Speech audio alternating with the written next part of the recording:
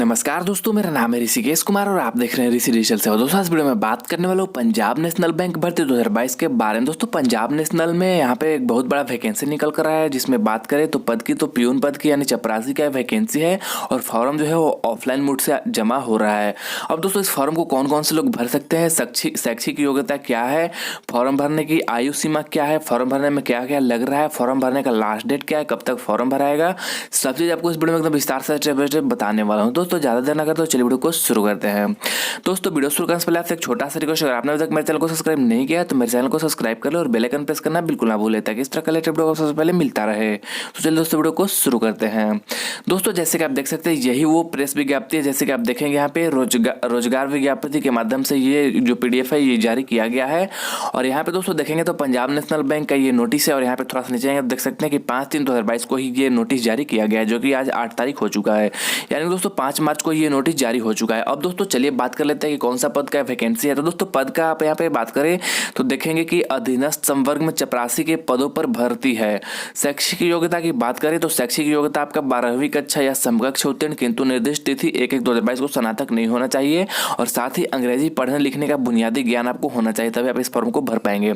अब दोस्तों, इस फॉर्म को भरने के लिए सबसे पहले आपको बता दें कि चंपारण यानी कि मोतिहारी मंडल के अंतर्गत आने वाली शाखाओं में अधीनस्थ संवर्ग में चपरासी के पदों पर भर्ती हेतु योग्य अभ्यर्थियों से निम्नानुसार आवेदन आमंत्रित किए जाते हैं।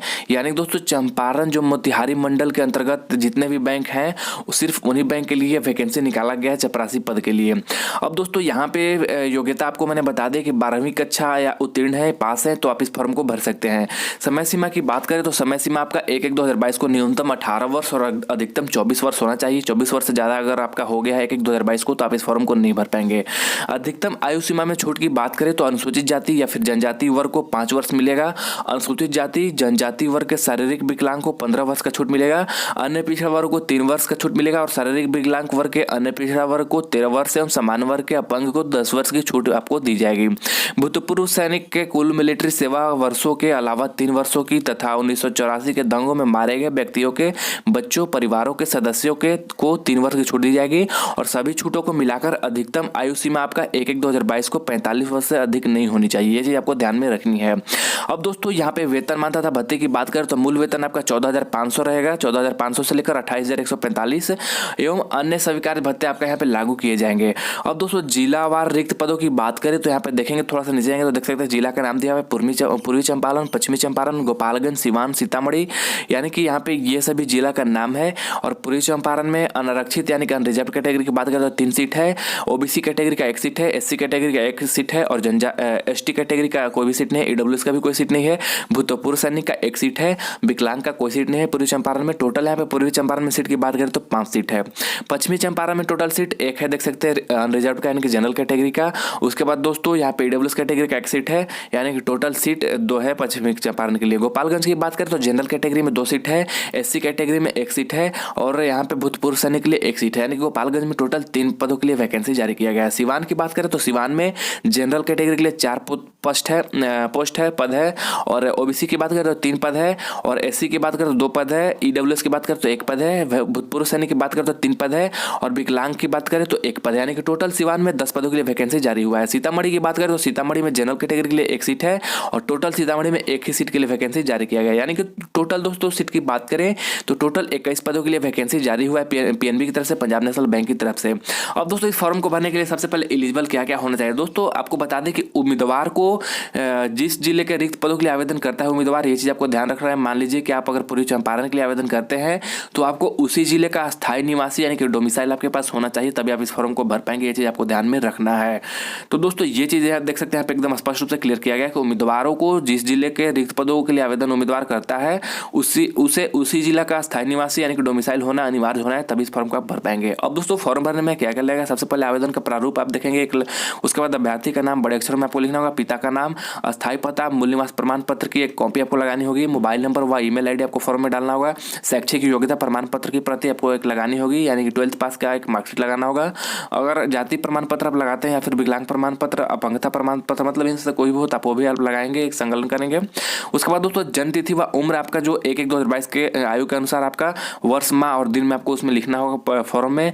और उसके बाद दोस्तों, सेवानिवृत्ति पुस्तिका की प्रति आपको लगानी होगी, यानी कि अगर आप एक सर्विसमैन हैं तथा आपको अंतिम वेतन प्रमाण पत्र की प्रति भी संलग्न करना होगा। उसके बाद दोस्तों पैन कार्ड संख्या आपको लिखना होगा, पिछली सेवा के विवरण देना होगा अगर आप एक सर्विसमैन हैं तो। उसके बाद दोस्तों पासपोर्ट साइज फोटो आपको यहाँ पे फॉर्म में चिपकाना होगा, पासपोर्ट साइज फोटो, ये चीज़ आपको ध्यान में रखना है। उसके बाद दोस्तों रोजगार कार्यालय का पंजीकरण क्रमांक आपको उसमें संलग्न करना होगा। और फिर आप दोस्तों यहाँ पे आवेदन पत्र के नीचे आपको अपना मतलब कि सिग्नेचर करना होगा, पूर्ण सिग्नेचर करना होगा। और उसके बाद आपको अपना डेट वहाँ पे लिख देना होगा सिग्नेचर के बाद। सभी प्रमाण पत्र स्वयं अभिप्रमाणित होने चाहिए, यानी कि सभी प्रमाण पत्र का जो आप कॉपी इसमें लगाएंगे उस पर आपको सेल्फ अटेस्टेड लिखना होगा, इसे आपको ध्यान में रखना है। अब दोस्तों फॉर्म को कैसे भेजेंगे, कहाँ भेजेंगे, इसके बारे में चलिए बात कर लेते हैं। तो दोस्तों प्राधिकृत अधिकारी केंद्रीय राज्य सरकार द्वारा नियुक्त मेडिकल बोर्ड के द्वारा जारी प्रमाण पत्र संलग्न करना अनिवार्य है, ये चीज आपको ध्यान रखना है। अब दोस्तों यहाँ पे जैसे कि आवेदन के लिफाफे पर अधीनस्थ संवर्ग में 84 पदों पर भर्ती हेतु आवेदन, आपको मतलब कि जो आपका लिफाफा रहेगा फॉर्म का, लिफाफा के ऊपर आपको सबसे पहले लिखना होगा बड़े अक्षरों में अधीनस्थ संवर्ग में 84 के पदों पर भर्ती हेतु आवेदन। उसके बाद दोस्तों थोड़ा सा नीचे आप अपना श्रेणी लिख देंगे, जो भी आपका होगा, विकलांग, अपंगता, SC ST OBC मतलब जनरल जो भी होगा, भूतपूर्व सैनिक, आपको वो चीज़ वहाँ पे लिखना होगा, दर्शाना होगा। उसके बाद दोस्तों सभी वंचित सूचना आपको स्व अभिप्रमाणित छाया प्रति के साथ पूर्ण रूप से भरा हुआ आवेदन पंजीकरण डाक द्वारा मुख्य प्रबंधक पंजाब नेशनल बैंक मंडल कार्यालय उज्जवल कॉम्प्लेक्स, तृतीय तल, चंदमारी, मोतिहारी, पूर्वी चंपारण, जिसका पिन कोड रहेगा 845401, आपको इस पते पर आपको 21/3/2022 को शाम 5 बजे तक भेज देना होगा। तो दोस्तों एड्रेस आप एक बार नोट कर ले। एड्रेस जैसे कि मैं आप सभी को बता दूं कि एड्रेस है आपका यहाँ पे देख सकते हैं, आवेदन पंजीकृत डाक द्वारा आपको मुख्य प्रबंधक आपको इसी एड्रेस पर भेजना होगा, पंजाब नेशनल बैंक, मुख्य प्रबंधक पंजाब नेशनल बैंक, मंडल कार्यालय उज्जवल कॉम्प्लेक्स, तृतीय तल, चांदमारी, मोतिहारी, पूर्वी चंपारण, जिसका पिन कोड आपको लिखना होगा 845401। इस एड्रेस पे आपको 21/3 यानी कि 21 मार्च को शाम 5 बजे तक आपको फॉर्म भेज देना होगा। अगर इसके बाद आप फॉर्म भेजेंगे तो आपका आवेदन स्वीकृत नहीं किया जाएगा। अब दोस्तों आप फॉर्म किस माध्यम से भेजेंगे, तो आपको केवल पंजीकृत डाक या फिर स्पीड पोस्ट से ही फॉर्म को भेजना है, तभी आपका फॉर्म को चयन प्रक्रिया के लिए मतलब कि आपका फॉर्म को एक्सेप्ट किया जाएगा, सम्मिलित किया जाएगा। अगर अन्य किसी माध्यम से आप फॉर्म को भेजते हैं, यानी कि मान लीजिए नॉर्मल डाक से आप भेज देते हैं, तो आपका फॉर्म एक्सेप्ट नहीं किया जाएगा। ये चीज़ आपका यहाँ पे नोटिफिकेशन में लिखा हुआ है। आधी अधूरी व असत्य जानकारी वाले आवेदन स्वतः निरस्त माने जाएंगे और अयोग्य अभ्यर्थी के साथ किसी भी तरह का पत्राचार नहीं किया जाएगा। चयन प्रक्रिया आपका योग्य अभ्यर्थी का चयन 10वीं तथा 12वीं दोनों एवं समकक्ष परीक्षा के प्राप्तांकों के आधार पर किया जाएगा एवं आवेदन पर विचार करने या ना करने का संपूर्ण अधिकार बैंक के प्रबंधन के पास सुरक्षित है। तो दोस्तों ये चीज आपको ध्यान में रखना है कि इसमें आपका एग्जाम नहीं होने वाला है, डायरेक्ट ही आपका भर्ती है 10वीं और 12वीं के मार्क के आधार पर, मार्क जो आपका रहेगा उसके मार्क के आधार पर बैंक प्रबंधन के द्वारा विचार करके और आपका सिलेक्शन किया जाएगा। और दोस्तों बैंक के अद्यतन नियम यानी कि अपडेट नियमानुसार उनकी आयु एवं क्षेत्रीय भाषा में शिक्षा, पढ़ाई व लिखाई के आधार पर आपका जो है सिलेक्शन किया जाएगा। भर्ती प्रक्रिया जो है वो बिना कोई कारण बताए निरस्त भी की जा सकती है, निलंबित भी की जा सकती है, वो भी आप देख सकते हैं 6 नंबर में यहाँ पे कॉलम में लिख दिया गया है। चयन हो जाने के बाद भी यदि शैक्षिक योग्यता अथवा प्रस्तुत सूचनाएं गलत पाई जाती है, असत्य पाई जाती है, तो आपको चयन होने के बाद भी चयनित उम्मीदवार का चयन निरस्त कर दिया जाएगा। ये भी बैंक प्रबंधक जो होंगे उनके पास मतलब कि पूरा अधिकार रहेगा। तो दोस्तों इस नोटिस का PDF आपको मेरे डिस्क्रिप्शन में मिल जाएगा, वहां से आप इस नोटिस को डाउनलोड कर सकते हैं। दोस्तों यही था पूरा इन्फॉर्मेशन, मैंने सारी से आपको इस वीडियो में एकदम विस्तार से बता दिया। उम्मीद करता हूं कि आपको वीडियो पसंद आया होगा। दोस्तों वीडियो पसंद आया हो तो वीडियो को ज़्यादा शेयर करें, लाइक करें, और अगर अभी तक आपने मेरे चैनल को सब्सक्राइब नहीं किया है तो मेरे चैनल को सब्सक्राइब कर ले और बेल आइकन प्रेस करना बिल्कुल ना भूलें, ताकि इस तरह का लेटेस्ट वीडियो को सबसे पहले मिलता रहे। जय हिंद, वंदे मातरम।